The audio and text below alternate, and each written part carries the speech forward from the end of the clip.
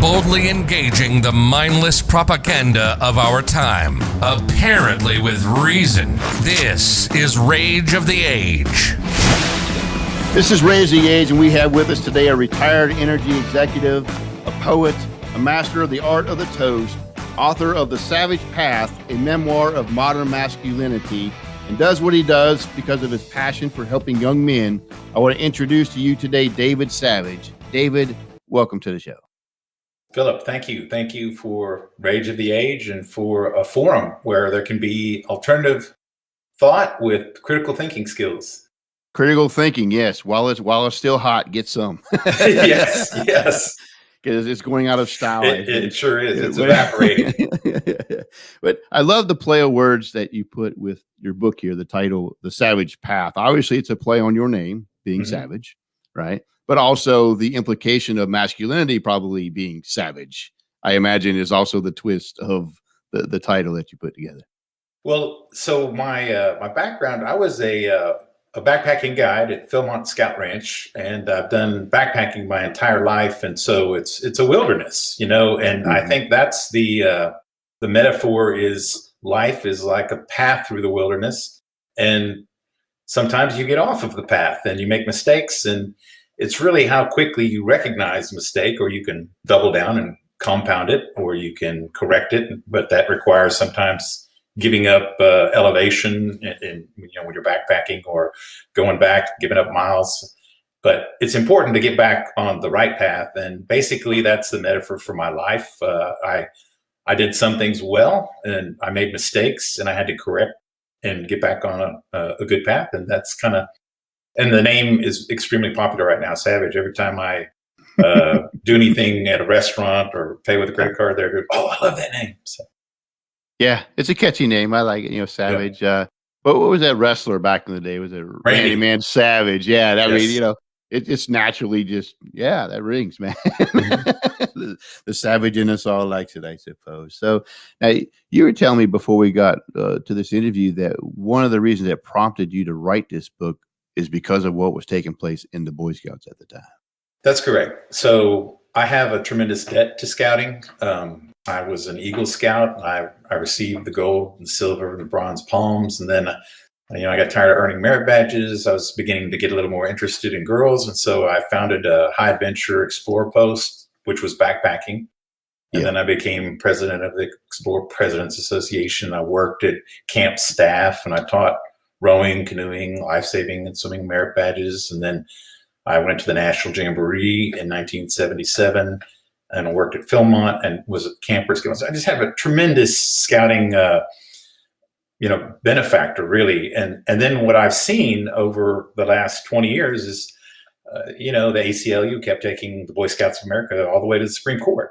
And, at first they wanted to change, who was able to come in. And now, there's all this litigation about sexual abuse. And of course, when you let gay people be in an organization that's all boys, which was the first Supreme Court loss to the Boy Scouts of America. Well, then, it created that situation. Now it appears to me that, those forces are trying to destroy it completely. And so they're suing for the properties of the Boy Scout, to basically just level it. And, I don't know who could be against the Boy Scouts of America. If you're trying to help young men, and the oath says, to be, physically strong, mentally awake, and morally straight. And that is so desperately needed right now in our country. And so I got a real passion for that. That's why I wrote the book. Well, yeah, I can't understand who would be against that either, but I don't think it has anything to do with that in particular. It's the angle they want to push, and you're just a target. I mean, that's really what I see in the whole matter. Yeah, it's a teardown of something that's good. They're not offering, anything else to replace it, but it's basically, to portray an egalitarian culture where there is no difference between gender, or there's multiple genders, besides the binary world that God created, male and female. Well, like you said, I'll tell you what they've offered. I once saw an article bragging that there was a Boy Scouts of America chapter, I forget where, that was all girls. And I'm thinking, well, congratulations, you have another Girl Scouts. What's the accomplishment in that? I thought we already did that. I thought we already had a Girl Scouts, but Yeah, they're bragging, you know. they have their own organization, and Right. now they've already there are requirements, for each rank in what formerly was the Boy Scouts of America, now called Scouting, and girls are in it, and I think that's great. But they don't need to be in a male organization. And then they've also awarded them Eagle Scout awards without meeting the time requirements for leadership positions. And, they've just diluted the award for all the past Eagle Scouts like myself, which was not easy to earn, as a young person. Well, exactly. And what's the whole idea that when you're talking about the egalitarian version of no one can look better than another, no one can succeed where you fail, and there's absolutely zero difference. Right. I mean, everyone gets the trophy, everyone gets the ring, everyone gets the badge, to where it has no real meaning to it anymore. There is only the mediocre middle. So in writing that, when did you decide to start writing? Was it right then that you wanted to start writing that book, or was this a process for you? It was a process. Of course, I had a global job. I was traveling all over the world. I was taking care of my mother and my brother, who were in dementia facilities for different reasons. And so that became very demanding. And but I was thinking about writing, because I'm a good storyteller. And, my career was in technical sales and chemical engineering. And then I just became a contract negotiator. Was really kind of my expertise at the end, managing our strategic accounts globally, and it's relationship management. And so, people were encouraging me, you ought to, teach or do something like that. I said, I'm going to write a book. And so the genesis of it was the 12 points of the Scout Law: trustworthy, helpful, will. And I said, I'm going to write a book. I'm going to write it about backpacking, because there's a lot of funny stories about backpacking. And I really love humor, and I have been a prolific joke teller, storyteller, my whole life. And my wife's been trying to tease that out of me for some time, unsuccessfully. Yes. And so I said, I'm going to call it Campfire Conversations, was my original thought. And then I'll basically have 12 chapters on those 12 points of the Scout Law. And then as I began to learn and study really in earnest about becoming an author and talking to other authors, and I said, well, what kind of a book would this be? And they go, well, you really probably ought to be a memoir, and then you need to make it about your whole life, and then have this theme of what you've learned from scouting, that are based on these 12 points. And then there's kind of a co-theme with it that I believe, and that's really a thread throughout the entire book, and that is that God gives all men a common purpose, I believe, and that you need to find a woman to love, a will to obey, and a work to do. And so my path, the savage path, was, how am I doing? Am I finding a will to obey? Lots of times when I was only listening to my self-will is when things weren't going so well. But when I got back in God's will, when I became a father, which really changed my life, or when you get married and, you have these steps in what should be maturation process for men. Yes. You should be reevaluating yourself. Man, I want to be the best at, that I could be. And so that's the other thread through the book is this, finding your will to obey, your woman to love, and your work to do. So would you say then that Scouts had a very profound effect in forming who you became? Certainly, 100%. I still can't think of the 12 points. Be prepared as a motto, and I've been in large companies, successful companies. I've never found anything better. Right. The Bible, Right. But I mean, it a part of character forming, I guess is what I'm getting at, that kind of prepared you for what you were to do later in life, as you were an executive in an energy company. You were maintaining relationships between these entities. That was very important. That if you soured would be really, really bad, right? That's correct. You had to have a good, solid work ethic, a good character in order to see that through. That's correct. I think the last merit badge that I earned was the engineering merit badge. I also had learned things like soil conservation. I mean, all of the things that you're exposed to give you that wide spectrum, and then to kind of help you find what you're passionate about and really interested in problem solving. And so I got a scholarship to Texas A&M University, and but many of my interests and a lot of just who I am, it really goes back to that foundation in scouting. And there's a lot of funny stories in the book about it too, little practical jokes we played, but learning things about respect. Mm-hmm. I had a hard lesson. I'll just tell one brief little story. The fifth point of the scout law is courteous, and I wasn't a big yes sir, no sir. And I know you have a military background, and they kind of train you for that. And I was at my first Boy Scout camp, and we had the chief master sergeant of the NCO Academy at the Air Force Base was our scoutmaster.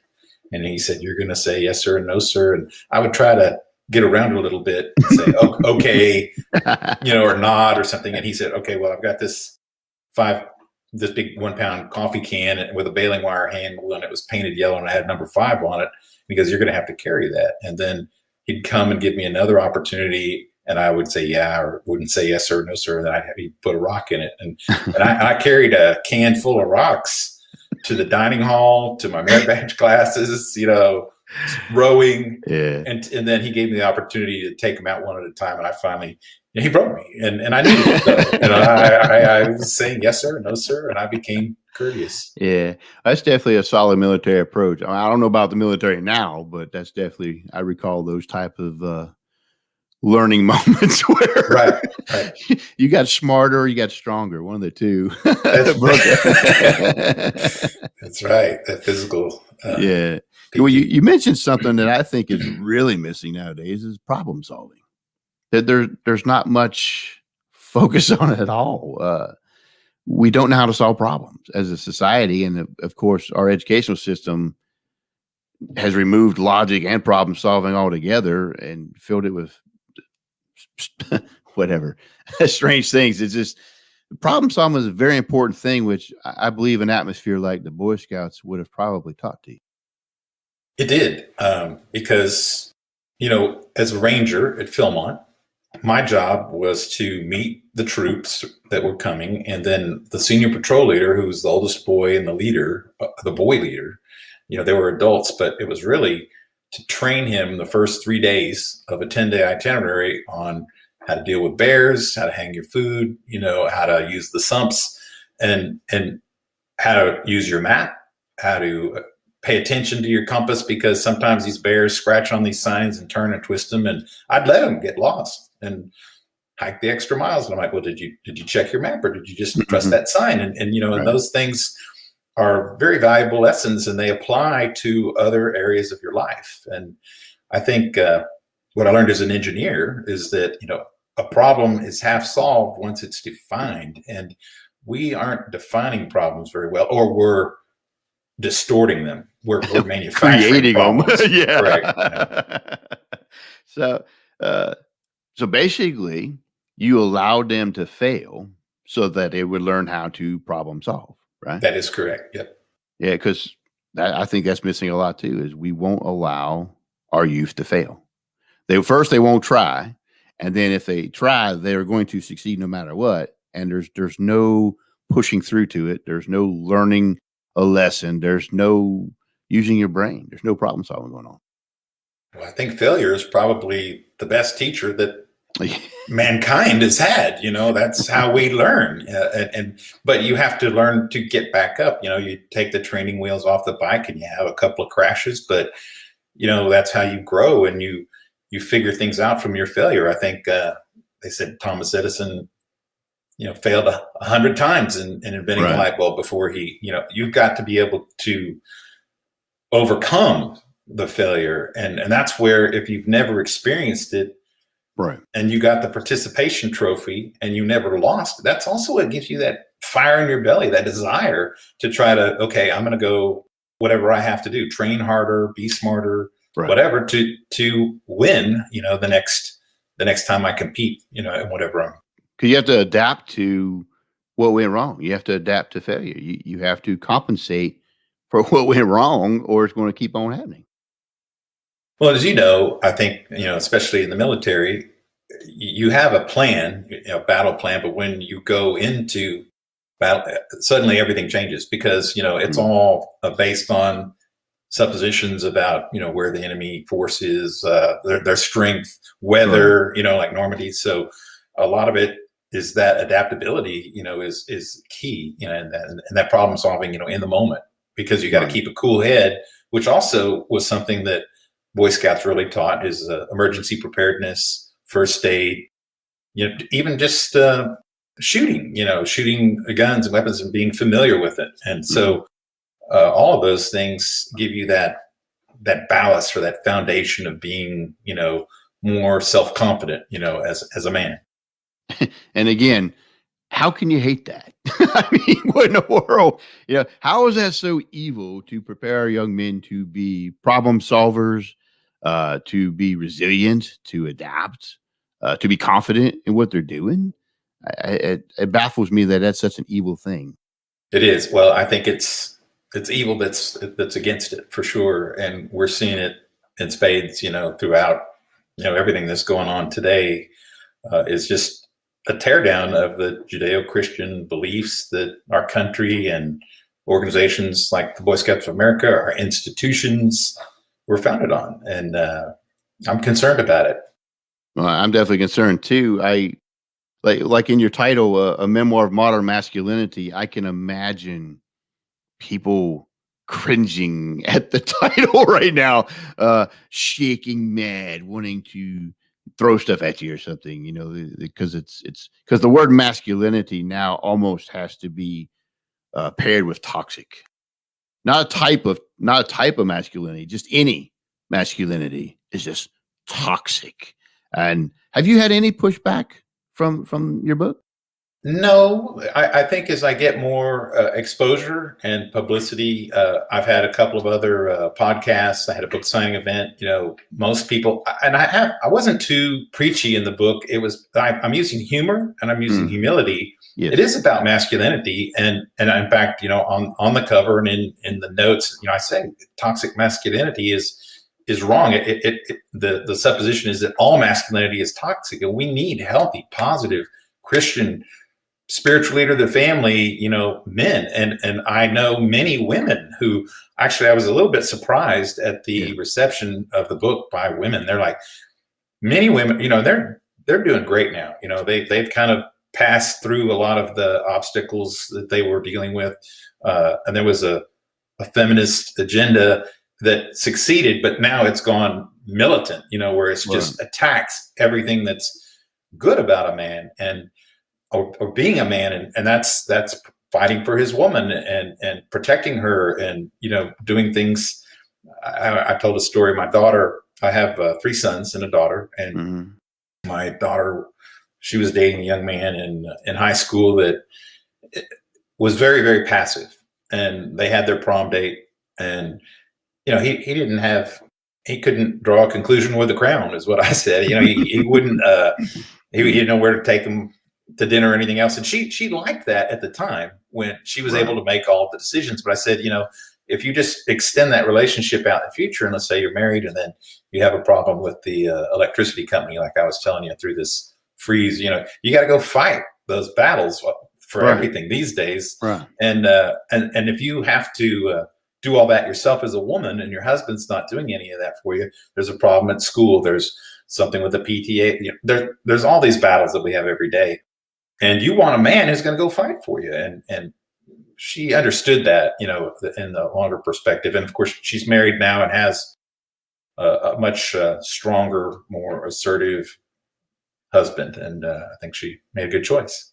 Well, I have a daughter who's now 19, and there's a few times she's dated, and I it's just like, oh, please let this fail. I mean, it's just, like you described, that no goals, no ambition. They waste everything they have. They won't do anything with her, for her. Defend. I mean, it was like it was just them, and I don't know what they intended with her, and fortunately it was broke off. But I was just like lamenting to myself: is there not an actual man around for my daughter? An actual man that'll take responsibility, that will look after her. And it ain't like she's helpless. I just don't want her stuck with some chump that's going to use her and be selfish and not do anything for her. I just don't want that. No father does, and no woman wants a man like that. And there are a lot of bright, professional, attractive women who are like desperate, for Right. real man. I mean, it's a pretty shallow pool, and Yeah. this is society has been, that movie Failure to Launch with Matthew McConaughey was kind of a funny movie, but It's funny then, but it's too true. Yeah, It's I know. too true. And when you look at things like video games that mind mush them, I mean, they're addictive. I was not a particular big gamer, but I was, younger and doing things outdoors. But video games, pornography, pot, and a lot of young men just want to stay in their parents' basement and play video games, and and they're confused. Society has confused them with all these messages, and and if you say something, well, then you're demonized, or you're attacked, or there's pushback, and and there's also been, we have to admit, there's been some fatherlessness, there's been alcoholism, and so there's an organization that I'm affiliated with called Better Man, which I really like, and they talk about like 42% of boys today are being raised without a father. Right. And that's a tragic statistic. It was 5% in 1960 when I was born. So it's gone from 5 to 40%. Right. And you don't have a male role model. You don't have a coach, somebody, a scoutmaster. And that's why I wrote the book, is for those boys, so it's like, hey, maybe you don't have one in your life, but here's a book, and sit down with me and this book at least, and I'll try to give you some resources. I'll point you to the things that I learned as I went along, and I made my mistakes and skinned up, but here, I want to help you, and this is for you. You're listening to Rage of the Age. Rage of the Age. Politics, religion, economics, and history with a conservative bend. I recall, I want to say this was in the late 90s, maybe early 2000s. And I had my young son, my oldest son, and I was getting him involved in Scouts. And then I realized something that just kind of troubled me at the time, but now I've seen it's far more rampant than I thought. There were no men running it.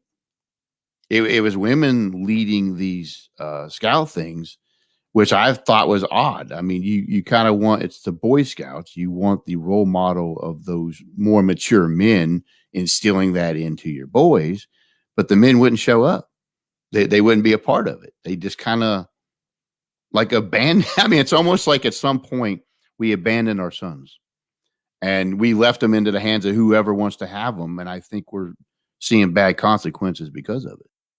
That's right. This program talks about these wounds that we have, as Christians, that you can have the absent father wound, right? And then that's usually accompanied by an over bonded to mother wound. There's the all alone wound, which is the Robert Lewis who wrote Raising a Modern Day Knight, and is someone who's been very influential for me and founded this men's fraternity and Better Man program. The example, his father was an alcoholic, and he went out for football in 8th grade, and he didn't know what a jock strap was or that he needed one or anything else. Right. And he was ridiculed and made fun of, and he was just burning red with shame and embarrassment. He came back home and he goes, "Dad, why didn't you tell me what a jock strap was, what I needed, to go out for football?" So fast forward, he becomes an All-American at the University of Arkansas and is playing like in the national championship bowl game. Yeah. And he's at the bowl events, the banquet, and they tell him they have to wear a tie. And he realizes he doesn't know how to tie a tie. Right. And he feels like he's back in 8th grade, and he's like, I miss these things. And so when you miss those things and then you're around other men, you don't want to be exposed for, if you've never fired a weapon, if you've never gone fishing, if you don't know how to tie a knot for fishing, so you just don't do those things and you're all alone. And that's kind of the young men today with the social media. You kind of paper up this image for the world, on your social media accounts that look at all this fun stuff I'm doing. But when you're having a bad day, when you're lonely, you don't tell people that. So you're fake, and then you become more and more separated and alone, and that's why suicide rates and everything else are going up. Well, yeah, and you And you see everyone else posting the same things. So when you're not having it so good, you wonder what's wrong with you. But the truth is, there's something wrong with them too. Just the same. Right. It's the face that's being presented. Uh, the father wounds you mentioned, I think, are much ignored, and it's not a fabricated thing. I mean, there's been studies and statistics that are out there that show the huge disadvantage that a child has growing up in a fatherless home.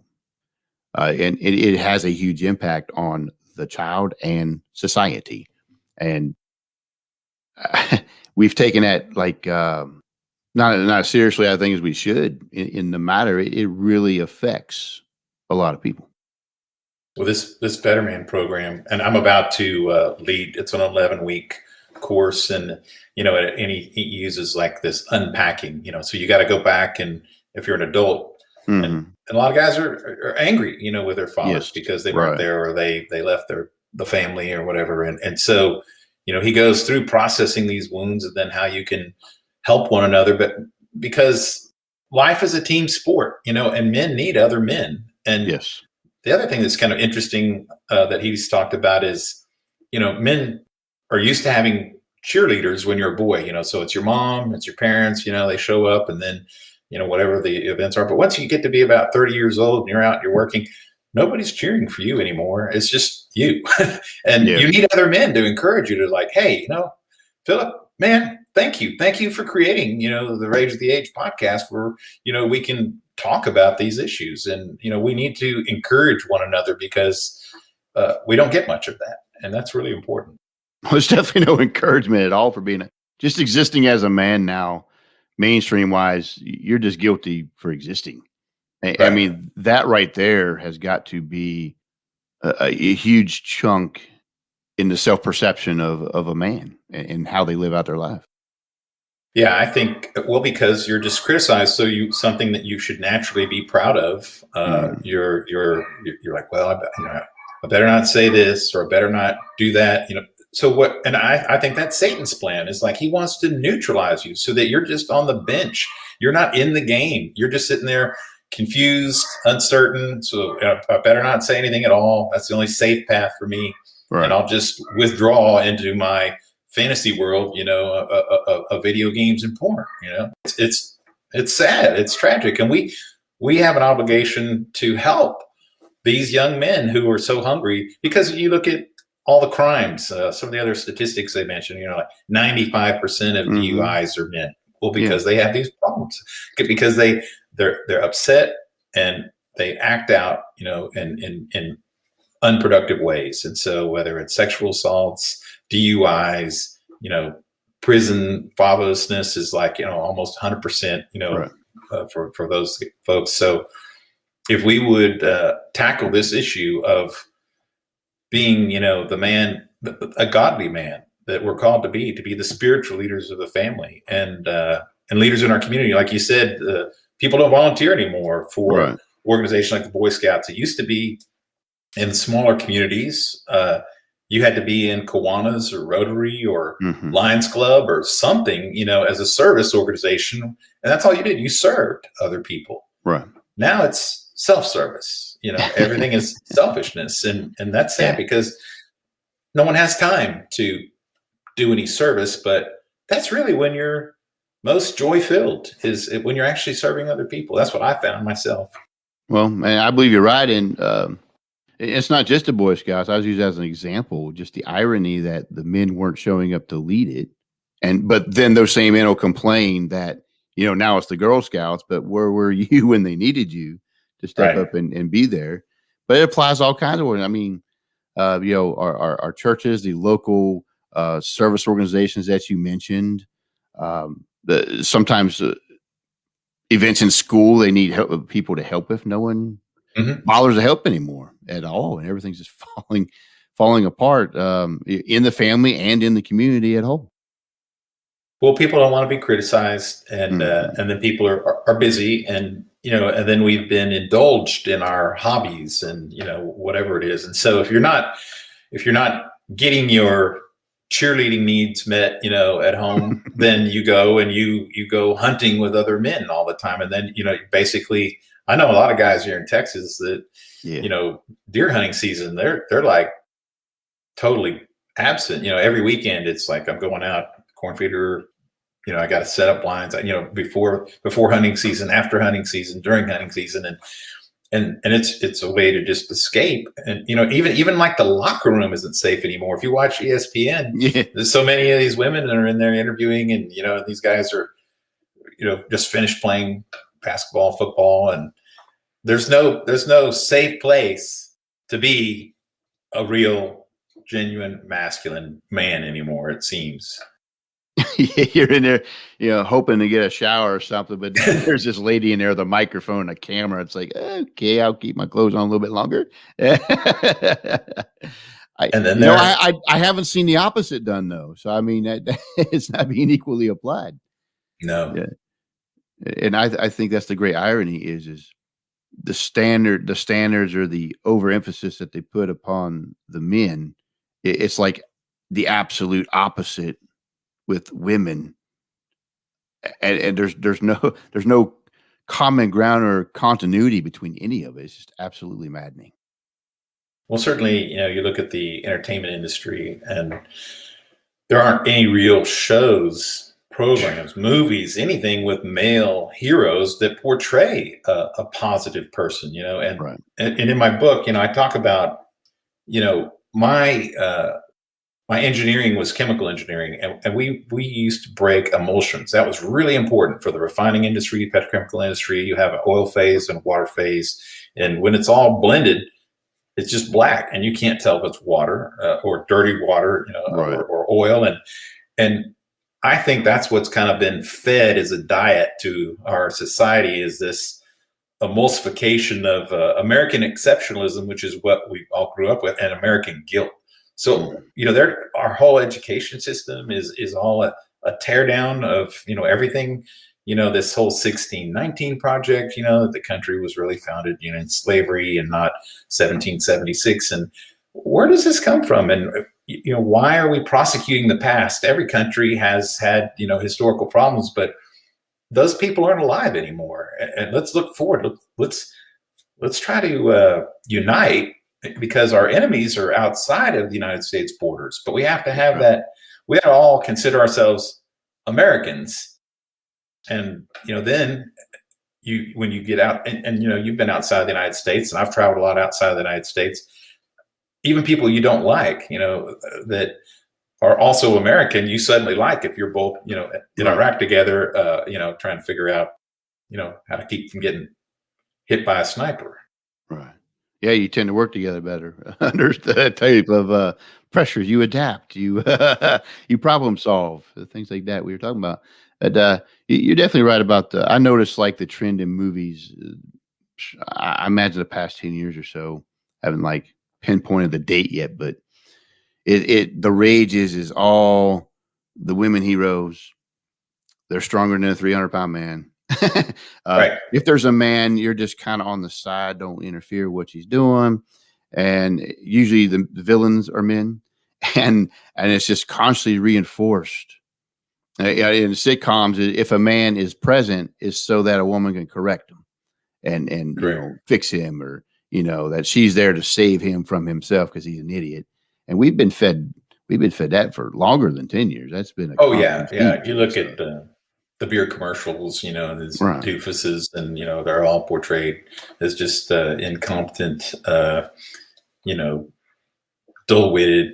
Just there's no heroes, and then I'm not here to take anything away from the success that women have achieved, but you're right, it's a little unrealistic that they're like strength and they're punching men and knocking them out, all kinds of stuff. And it's like, look, that wouldn't last. No, long, not in the real world. Yeah.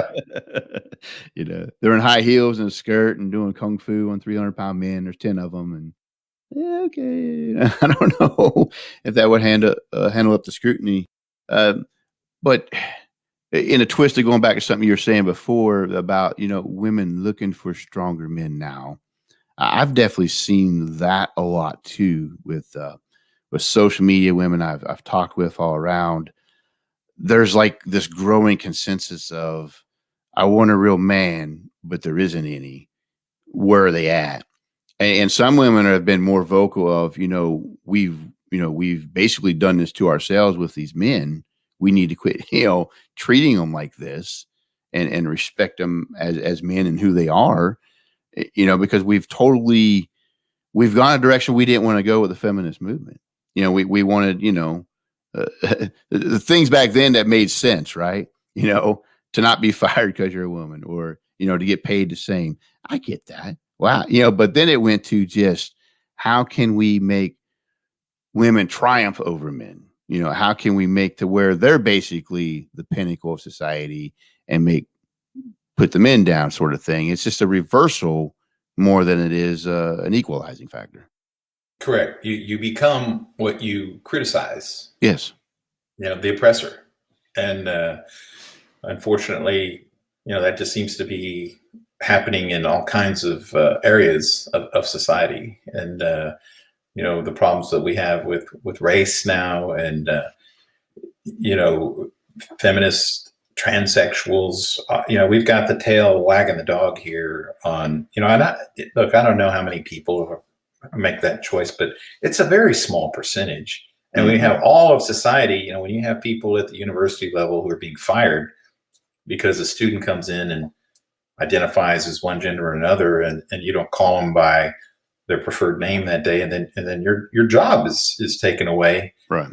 It has nothing to do with your credentials or your ability to teach the subject, but because someone could be offended, by how you present. And look, I went to Texas A&M University. You know how many Aggie jokes I've heard? We can't have any good-natured teasing or laughter anymore. That's a very sad and unhappy world. I like it when, to me, it's almost an indication that there's a genuine affection in the relationship if someone will tease me, and like my big brother or friends, and you give each other a hard time. But now, that could offend somebody. We're living in this bubble wrap world, walking on eggshells. And I think you're right. I think women are really hungry for, genuine, authentic, positive masculinity. There is toxic masculinity, sure, but at the same time, there's toxic feminism. It's just poisonous, and neither. There's no place for either. But again, absolutely, we need to go back to truth, and that that's where the Bible is where I find that definition of truth. It's a very insecure world to live in, where you might say the slightest thing to cause offense that causes this ball to start rolling, and people are losing jobs. People, they get canceled from their field, because it's not. You can lose your job and literally not get hired anywhere else in that field if they're all in line with that. They'll put out a blacklist, and you're done. I've been told that when I told people about my book, and I said, they just told me, be prepared to be persecuted. And I'm like, well, bring it, because I'm retired. I can't have my job threatened, and I'm not, I'm in a position now where I can be that lightning rod, if you will, to talk about these topics on shows like yours. And, I'm sure you get some hate mail, and I don't really understand why people can't be more open-minded about discussing opposing views respectfully. We've lost the civility, and that's a big problem. Well, something that a positive male role model could probably model, to be able to interact and discuss and still disagree and not want to, totally destroy one another. That would definitely be a good role model, I think. Yes. So in your book, this is primarily a memoir of you going through the Boy Scouts and expounding upon their 12 points. What's the reader supposed to get out of this? Well, at the end of the book, I think I would like for my reader to know that first, you need other male relationships. That's really a big theme, whether it was, in scouting, this group of men that I fell in with in the energy. These guys were all executives. They were 15 years older than me, and they had heard that I'd been a Philmont Ranger, and they were looking at going backpacking, and they said, "Hey, David, would you like to go backpacking with us?" And I called my boss, and I'm like, "Man, these vice presidents, these oil companies want me to go backpacking with them. I don't want to burn my own personal vacation." He goes, "No, of course, we'd love to spend a week with those guys, and it doesn't cost anything. You're sleeping in a tent." And so I went backpacking with this group. We call ourselves a six pack for 19 years in a row, and there's a lot of funny stories about how we made decisions. And these guys were older, senior to me. They were my customers, and so I would, "Hey, I'm pretty sure I know how to read this map better, and this trail, we should be, following this contour and going this direction." And they're like, "No." I'm like, "Okay, well, just like when I was a film writer, I can hike the extra miles. I'm younger, so I'm not going to get these guys mad at me." But so part of it was how they helped me. I went through a divorce. I wasn't expecting that. I was kind of surprised. The chapter on that's called "Surviving the Ambush." And so. That was a very low point in my life. And that was that kind of course correction, that I was talking about too. I had to go back and evaluate myself, what my responsibilities were in that, and how I had actually chosen a wife in the first place. And I hadn't gotten very much advice on that from my father. We still don't. Right. And so this is a huge need. I mean, if there was one decision your whole life that you want to make well, it's who you marry, because you don't want to get divorced. No one should want to get divorced or ever go through it. It's horrible. Right. And so that, it talks about that, and then how I kind of course corrected on that, how I've remarried. And then, I picked up 2 stepsons in the process, and, how we went through the blending of our family and, the challenges related to that. And so, what I want to leave people with is, hey, here are some resources, that I found that helped me, and I want to help you. This is the way. And our whole society needs positive, Christian, authentic masculinity. And if you're going to do it the way I did it, and I'm trying to find the woman to love, the will to obey, and the work to do, here's my takeaways. The Savage Path, a Memoir of Modern Masculinity by David Savage. Where can we find that? It's on Amazon, and I think it's on Barnes & Noble. I'm a little bit concerned. You said the term masculinity. It was on Barnes & Noble. I might have gotten blacklisted off, because now it's not on there. But it is on Amazon. And let me tell you, my website has a little bit more information if you're, because I'm not a well-known author. But go check it out. There's it's thesavagepath.com, and there's some endorsements, and I have about 20 reviews up on Amazon now. So if you don't want to take my word for it, go take a look at those reviews. But Amazon's probably the best place to go to get it, and or to go to the website. David, it's been really awesome talking with you today about the subject, about your book, and I wish you all the best. Thank you very much, Philip, and I wish you the best in your endeavors as well. You're listening to Rage of the Age. Rage of the Age. Politics, religion, economics, and history with a conservative bend. Welcome to the essay segment. Talking with David Savage, and I was thinking back in my life and reminiscing of the things that I was learning and being taught as I was growing up, and things I was frustrated with. And people who had impacts in my life. Like he said, the Boy Scouts had a huge positive impact in his life. And I couldn't help but think lately of a man who had a huge impact in my life. He was, I guess you could say, sort of like a father figure. He filled in ways that my father, in some ways, did not. And I had a huge respect for him ever since. And his name is Mr. Painter. He was a teacher of mine. Odd, because I think about the rap teachers have now. It wouldn't seem that many students are very attached to their teachers if you pay attention to the news. I know that's not fully true. But I came across this man in civics class, in the ninth grade. And of course, at that time it was the junior high, right before it became a middle school. And then we shifted to Apopka High School. He moved up there as well as me advancing to the 10th grade there. But his class really got a hold of me, and he taught differently than most other teachers did.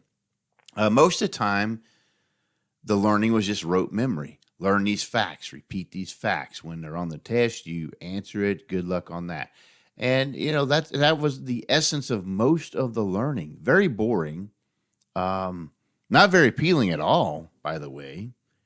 And, well, his class was refreshing. I mean, it was civics, so in a way you can really be creative with it, but then again, you can also be very fact-oriented.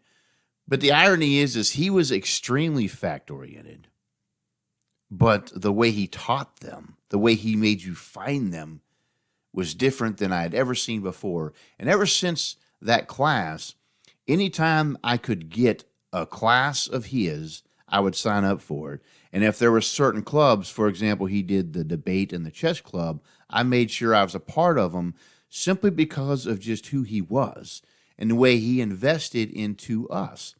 And the way he invested into us is what I believe is really being starved in a lot of our youth today. And this is in areas of problem solving, critical thinking, logic. I can throw out bigger terms, epistemology, just to think. One of the things he always insisted on was thinking. And the way he taught a lot of his classes was basically amongst this principle. And this would be like him talking to you.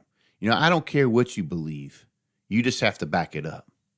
You just have to demonstrate why you believe what you believe and back it up.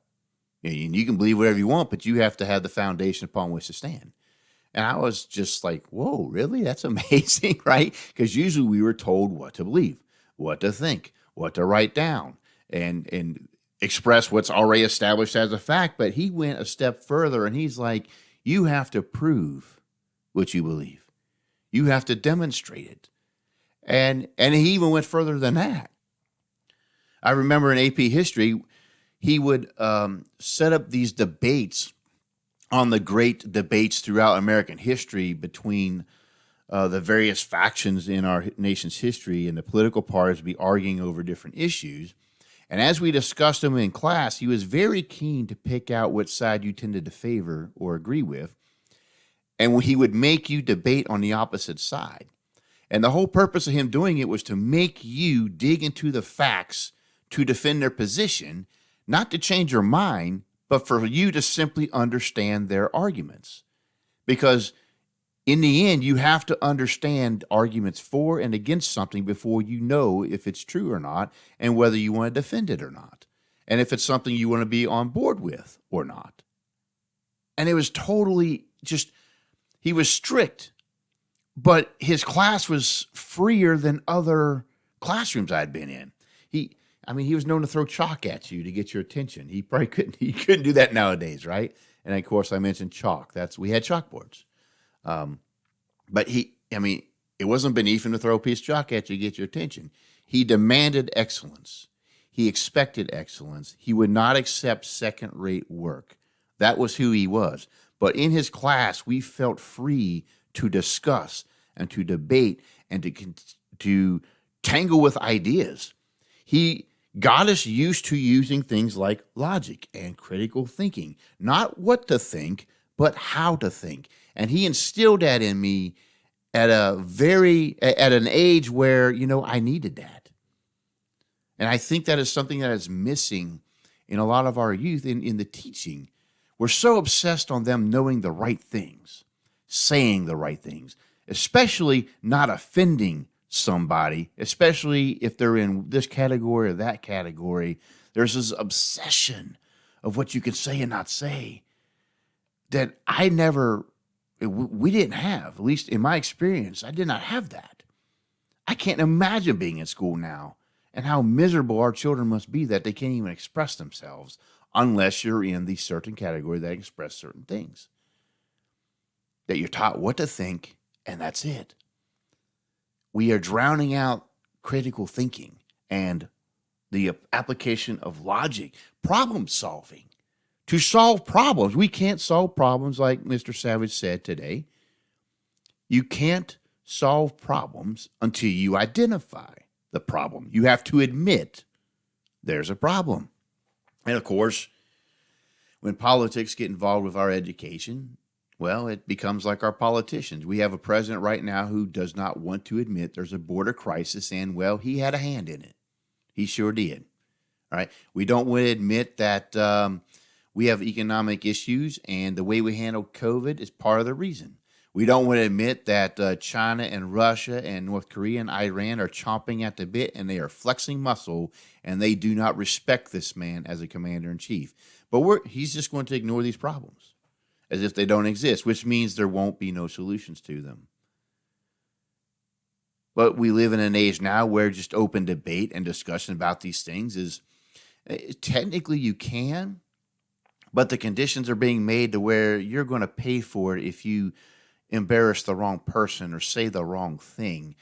There's going to be some payback, and there's not going to be any open debate. There's not going to be that discussion. There's not going to be any critical thinking regarding it. Most of the time when I get in, I'll say argument, a debate, if you will, with someone whose view of politics or religion or anything is slightly different than mine, or even greatly different than mine, it has been my experience that a lot of times facts are immediately discarded and they go straight to insults or their credentials. Well, I'm so-and-so and I went to this school and I write for these people and I have a PhD. That's great. You still didn't prove nothing, right? Insulting me doesn't change the facts of what's being said. Yeah, I can't help but miss the days in high school when I didn't want to be in high school of when we were forced to back up what we were saying. And nothing secondary was going to be accepted. You had to do your due diligence to prove your conclusion. And if you did that, that is what he looked for. Whether you got it right or wrong, that wasn't the goal to think like him. It was to get you to think about what you were looking at. And we need thinking now more than we've ever had before. When you have most of the media in the hands of a few people who are basically in league with each other anyway, you have one propaganda machine pushing whatever they want to convince you of with no counter debate whatsoever. That is hardly American. And it's definitely not going to promote an atmosphere of critical thinking or problem solving, and logic be damned. You're just not going to have any. It's just control the narrative and refuse to admit problems and exasperate problems that aren't there if it embarrasses someone I want to embarrass. But if you ask them to put forth the facts, they don't. In fact, a lot of big news agencies have had to print retractions lately due to things regarding President Trump and the events of January 6th. Basically to where what they were proclaiming as this is what happened, it wasn't true. And of course, they put this silent little retraction somewhere. And of course, someone picks it out and highlights it. Hey, look what they retracted. But they're not as loud about that retraction as they were about making the false claim in the first place. Why? Because we deviated from simple principles. Can you back up what you just said? Yes or no? Have you looked into the facts? Have you gotten in there and looked at how things really work, how they really, the real meaning behind these things? Did that person really say that? Is it taken out of context? What's the full story? Have you tried to disprove it? There's a concept. Did you try to disprove what you find? Have you checked with other sources? Chances are, nowadays, those things just aren't done. I can understand some chump podcaster like me, with a staff of me, myself, and I doing some work. Maybe I'll miss something. And if I do, I'm man enough to admit it. But when you're an investigative journalist and you have institutions you work for to find facts and check them, and you can, You can run down things, and you're paid to basically just do that. And that's your whole existence. And you take the first thing that comes out and you just run with it. That's pretty criminal, in my opinion. Because you're painting it as the news, like you did the investigative work and this is what you found out. But then you twist it and you didn't test it. You didn't verify your sources.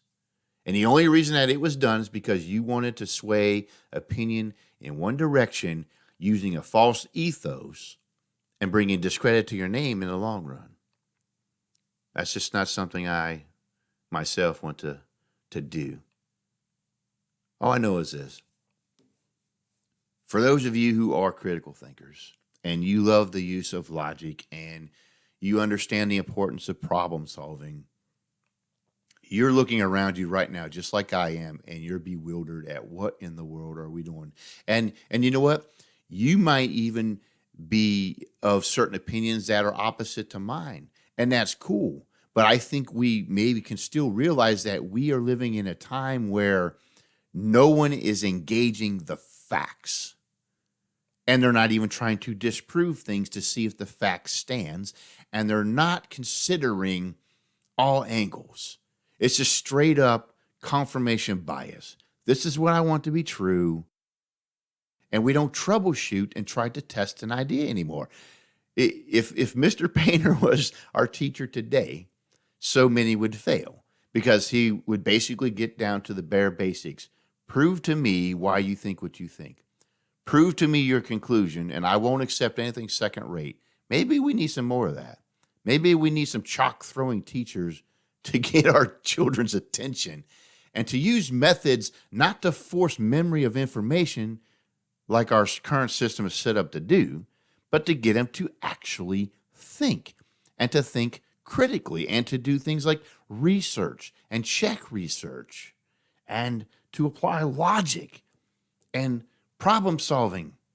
These are skills that we need to have a strong nation, pure and simple.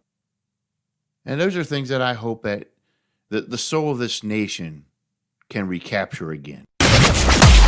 You've been listening to Rage of the Age. If you loved today's podcast, make sure to leave a review on the media you're listening through. Secure future episodes by heading over to rageoftheage.com and clicking the RSS feed button. Until next time, this has been Rage of the Age.